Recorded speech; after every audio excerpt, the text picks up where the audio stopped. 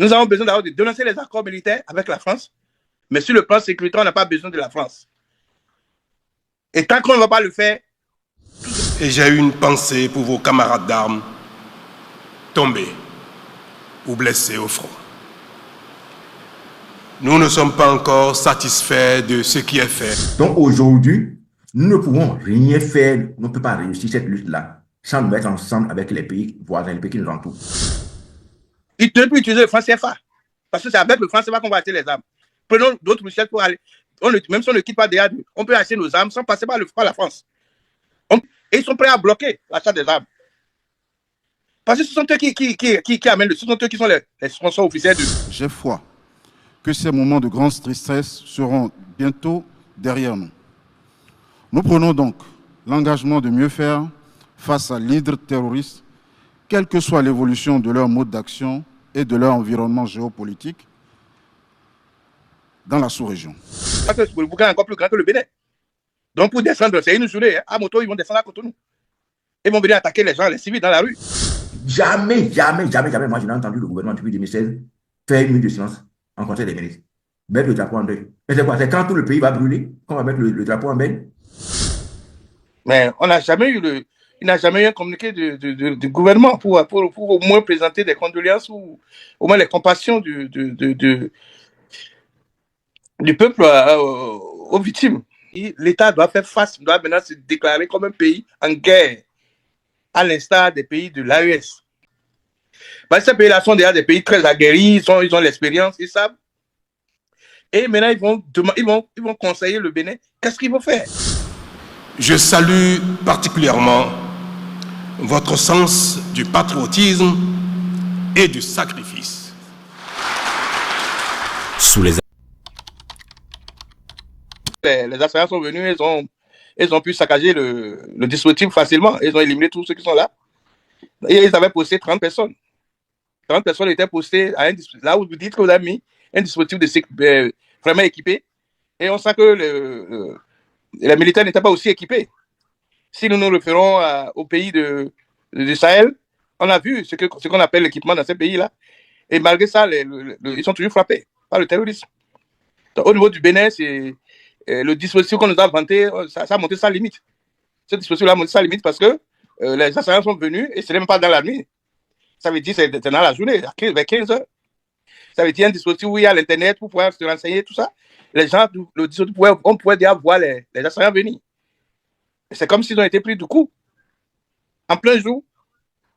Donc ça pose un problème. Ça pose un véritable problème au niveau de l'armée béninoise, qui interpelle tout le monde.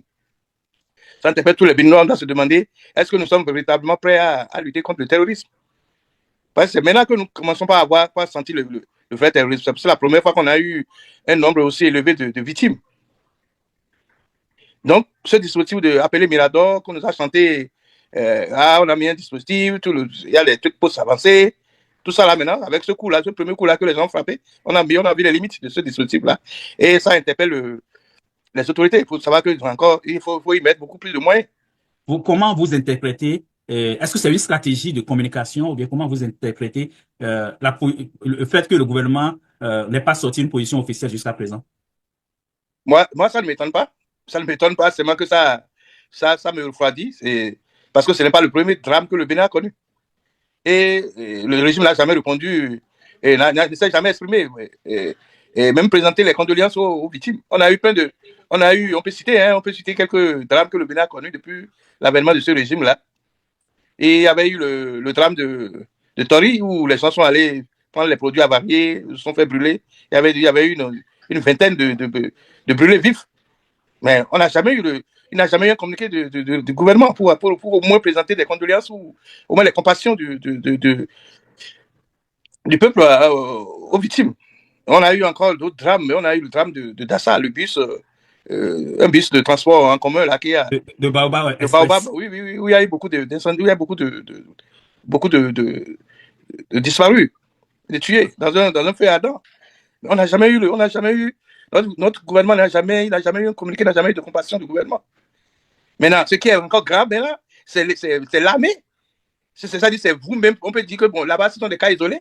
Mais ici, dans le cas d'espèces dont nous parlons, c'est l'armée qui a été frappée. Et puis, jusqu'à aujourd'hui, on n'a pas eu un communiqué du régime, du gouvernement, de la rupture qui viennent saluer, au moins, ou bien saluer la mémoire des victimes, présenter les condoléances, présenter au peuple, même décréter même quelques jours de deuil national. Ne serait-ce que pour en mémoire des vaillants fils qui ont trouvé la mort. Oui. Franchement, ça, c'est un mépris. Moi, je trouve que c'est un mépris. C'est un mépris du régime de Patrice Talon depuis qu'il est au pouvoir. Et on n'a pas cessé de le dire. Il a un mépris pour son peuple. Et si ça va encore jusqu'à atteindre, toucher l'armée, ça veut dire que, bon, le chien ne changera jamais sa manière de s'asseoir. Est-ce que s'il y avait une meilleure coopération entre ces pays voisins, le Bénin, le Burkina, le Niger, l'armée aurait pu mieux faire face à ces agresseurs? Oui, monsieur Jules Diosso, le problème du terrorisme au niveau de notre zone de Golfe de Guinée et du Sahel, c'est un problème aussi sérieux qu'aucun pays ne peut à lui seul faire face à la lutte contre ce fléau. C'est pour ça que toujours tout le monde a des actes. Les gens en parlent. Il y a plus longtemps qu'on en parle déjà, qu'on a demandé à notre État. En fait, ce phénomène de terrorisme-là, le Bénin seul ne peut pas faire face à cela. Parce qu'autour, les pays frontaliers au Bénin sont confrontés. Donc, il doit y avoir une synergie d'action avec les pays de l'AES. Il doit y avoir une synergie d'action avec les pays de l'AES pour lutter contre ce terrorisme qui prend de l'ampleur. Et quand les pays de l'AES ont commencé à combattre ces terroristes, on sent maintenant qu'ils ont commencé à descendre vers la côte. Et le Bénin devait se mettre en bonne position avec ce pays-là pour lutter. Ça n'a rien à voir avec les centres. Mais le fait qu'on a politisé la CEDEAO, la politisation de la CEDEAO a fait qu'aujourd'hui, le Bénin a perdu toute confiance avec les pays de l'AES. Soyons clairs et disons les choses clairement. Notre pays a perdu toute confiance avec les pays les pays comme le Burkina et le Niger, qui sont les pays frontaliers au Bénin, et qui pouvaient ensemble, en synergie d'action avec le Bénin, lutter efficacement contre le terrorisme.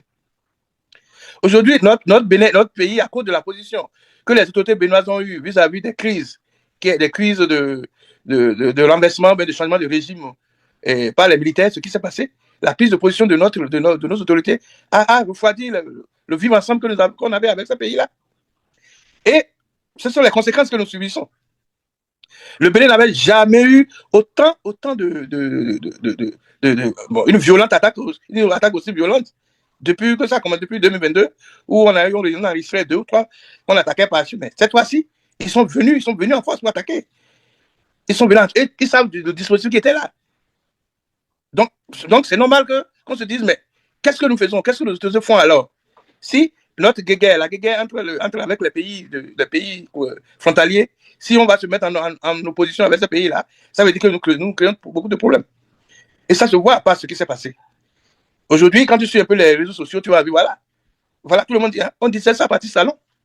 On lui disait ça, avec ta position, avec le fait que vous ne voulez pas vous débarrasser des pyromanes du terrorisme.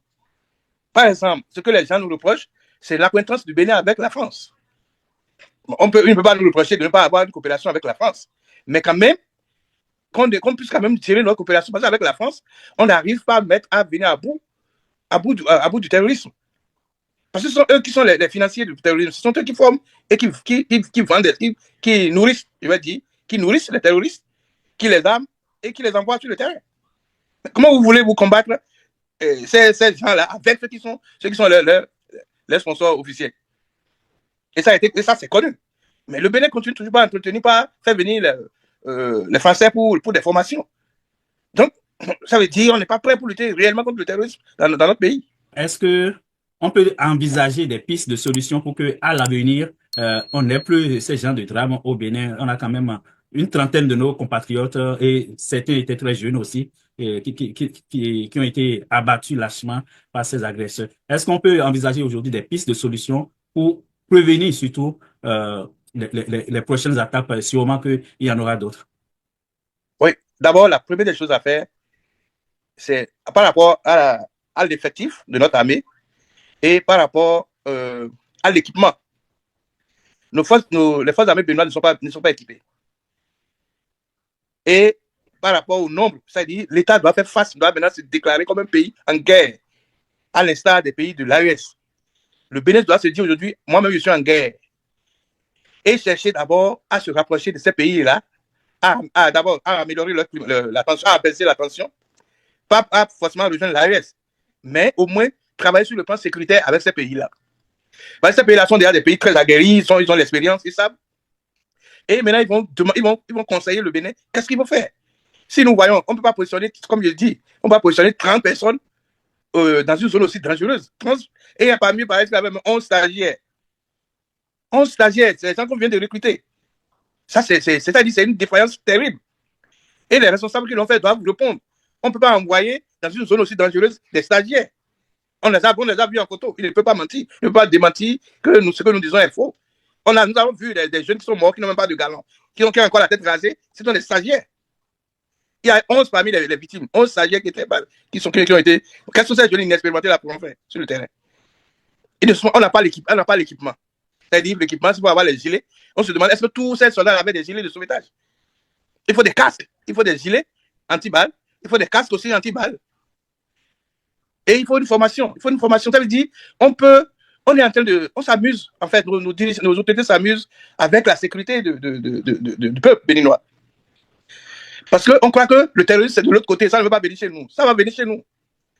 Et pour le faire, je le récapitule, pour qu'on puisse véritablement faire face, c'est de dénoncer d'abord les accords de coopération militaire que nous avons avec la France. Parce que la France ne nous apporte rien en matière de sécurité au Bénin. D'abord, ils nous donnent des armes, des armements qui ne valent rien, qui ne sont même pas face à ce qu'ils donnent eux-mêmes donnent aux terroristes, ce qu'ils donnent au peuple béninois, comme donc, là, c'est des trucs, des pacotilles. Nous avons besoin d'abord de dénoncer les accords militaires avec la France. Je ne dis pas de rompre la coopération militaire diplomatique avec la France, mais sur le plan sécuritaire, on n'a pas besoin de la France. Et tant qu'on ne va pas le faire, tout ce qu'on verra là, ça sera du saupoudrage. Nous dénonçons d'abord les accords militaires avec la France. Nous équipons notre pays. Nous dénonçons les accords militaires avec la France. On équipe maintenant notre armée. On se rapproche des pays de l'AES qui ont déjà une expérience par rapport à la lutte contre le terrorisme. On fait un front commun. Nous sommes des pays frères.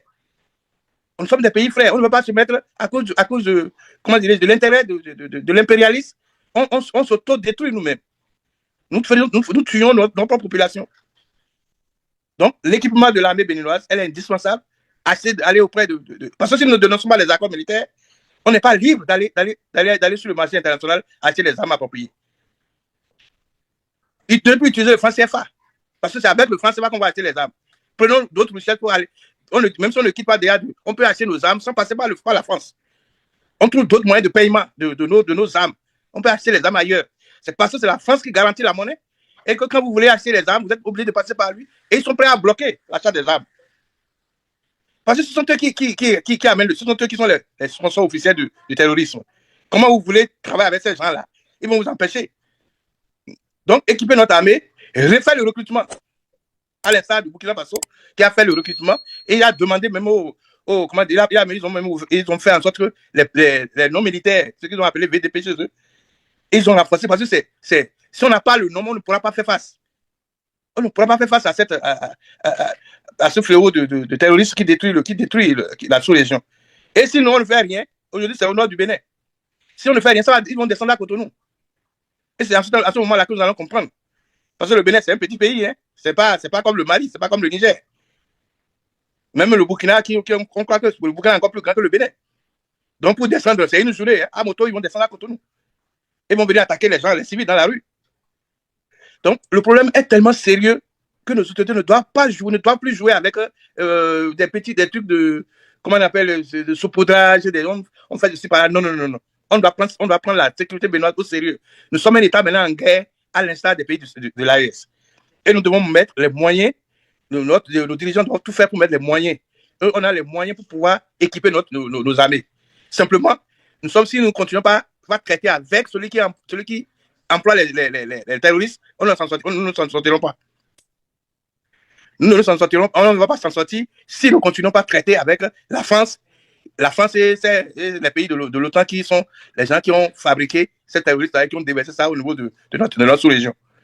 Alors, moi, de façon officieuse, il y a certains policiers militaires qui m'ont dit que c'est même près de 60.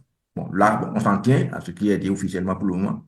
Même si c'est une seule On personne. a même entendu le chiffre de 86. Ah, donc ça veut dire que ça dépend de ce que moi j'ai entendu. Vous voyez, donc, et malgré tout ça, vous voyez, les gens sont indifférents et on se permet même d'aller chanter, d'aller danser. Bon, certains m'ont dit, oui, c'est quoi, bon, la fête de Bourgogne était là, on ne peut pas quand même laisser ça. Je n'ai jamais demandé de laisser. Mais on ne peut pas quand même, écoutez. Monsieur Jossou, vous êtes au Canada quand même. Et moi, je suis actuellement bloqué en France. Même quand il y a un problème dans une école, un seul élève, c'est toute la République, c'est tout le pays et qui est mobilisé. Donc aujourd'hui, nous ne pouvons rien faire, on ne peut pas réussir cette lutte-là sans nous mettre ensemble avec les pays voisins, les pays qui nous entourent. Et je dis ça va de ça parce qu'on dit que c'est dans quelque chose qu'on appelle le point triple et que c'est un point d'intersection entre le Bénin, le Niger et le Burkina. Alors, et vous savez, le parc W, qui est un parc immense entre ces pays et qui est la forêt la plus grande où ces malfaiteurs se réfugient. Donc, ça veut dire quoi? Quand ils quittent le côté du Bénin, ils vont basculer du côté du Niger ou du Burkina et vice-versa. Mais si les armées de ces pays, avec le Nigeria, avec le Togo, on se mettait ensemble, je crois qu'on va faire une lutte efficace. Donc, il urge que le Bénin fasse taire ces petits problèmes où c'est la première fois, d'abord, c'est quand même extraordinaire ce qui nous arrive, quoi. C'est pour la première fois sous un président que moi j'ai vu qu'on a des ennuis avec tous les pays limitrophes. Et depuis que ce régime-là est là, ils sont insensibles à tout. C'est un peu comme si finalement, c'est-à-dire c'est ce qu'ils auraient souhaité eux-mêmes que ça se passe. Et j'ai comme l'impression même qu'il y a eu même comment on va dire ça, une alliance où il faudrait que tout le temps il y ait des morts, tout le temps le sang soit versé pour que le régime puisse être mieux conforté. Je me demande même s'il n'y a pas une complicité dans cette affaire, quand j'ai le chef d'état-major. Vous voyez, qui, de son niveau, de sa responsabilité, et ne s'est pas du tout accusé national. Les drapeaux devraient être mis en berne. Et au besoin, les chefs même doivent se déplacer sur les lieux pour aller remarquer, pour aller constater ce qui s'est passé.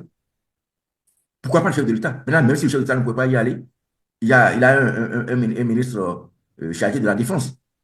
Il y a l'état-major, tout ça là. Mais rien du tout, rien. Mais ce n'est pas surprenant. Et c'est pour ça que, honnêtement, je me demande si les gens n'ont pas des alliances diaboliques, des alliances maléfiques. Parce que depuis que ce régime est là, on a connu plusieurs situations du genre. Il y a eu la situation d'Abamey, où les gens ont été brûlés complètement. Moi, j'étais allé au CNHU pour aller voir ce qui s'est passé. C'était horrible. Mais niet, même pas une minute de silence. On a eu le cas de Dassa, où tout un bus a brûlé complètement. Des gens sont calcinés, on ne peut même pas reconnaître. Et c'est de haut cadre. Hein? On n'a pas pipé mot. C'est un peu comme si, je vais dire ça en fond un peu, je ne sais pas si je peux mieux exprimer ça en français, quoi. C'est comme si, ils nous ont aidé, quoi. Bon, vous donnez là. Nous, il y a des gens qui nous, mais ça, vous bélium, mais ils sont. C'est un peu comme s'ils ont fait une alliance. Ils ont signé un pacte avec le diable. Merci, c'est le mot. C'est un pacte avec des esprits maléfiques. Et les consignes, c'est-à-dire les clauses du pacte, les pactes, c'est que si jamais vous vous playez, votre tête va rentrer dedans. Vous allez mourir vous-même. Vous allez avoir un malheur. Donc, du coup, on ne dit rien. Ça dit, je suis plus que convaincu que c'est ça. Oh, ça n'existe nulle part au monde. Nulle part, dans aucun pays. Même les pays les plus sadiques, les pays les plus dictatoriaux. Ça n'existe pas. Cette indifférence. C'est pas possible. 35, même 28 militaires. Et toutes les fois. Après ça, il y a eu un truc aussi dans le ou dans le plateau, où avait incendie comment vous appelez ça, d'essence. Mais ça se multiplie. Jamais. Moi, je n'ai entendu le gouvernement depuis 2016 faire une minute de silence en conseil des ministres. Mettre le drapeau en deuil. Mais c'est quoi? C'est quand tout le pays va brûler qu'on va mettre le drapeau en berne? Non, cette indifférence-là, ça inquiète, quoi. C'est plus que de l'irresponsabilité. C'est une différence. Et puis, en temps normal, moi,